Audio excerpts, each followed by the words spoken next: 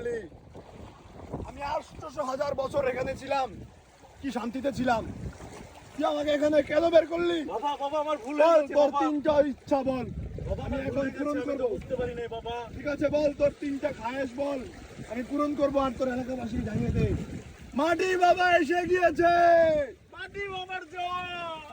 মাটি বাবার খামোশ বাচ্চা, খামোশ। না এসে তোর অন্তরের কথা বল, আমি শুনবো আজকে। বাবা আমার অন্তরে অনেক দুঃখ বাবা। কি হয়েছে বল বাবা। বাবা আমি যেখানেই যাই, যেটাতেই হাত দিই, সেটাই অভাবে শুকিয়ে যায়। তুই তো একটা অভাবগ্রস্ত ছেলের বাচ্চা। Yes, বাবা। তোর কোনো ওষুধ নেই, তুই চলে যা, যা। বাবা, আমাকে বের বাবা, করেছিস, সেটাই যেতে তোর- পারবো না বাবা। তুই এক ফালি মেটে খাবি, মাটি খেয়ে সব সমস্যা সমাধান হয়ে যাবে। ঠিক আছে, বাবা। তিন বেলা টাইম করে মাটি খাবি।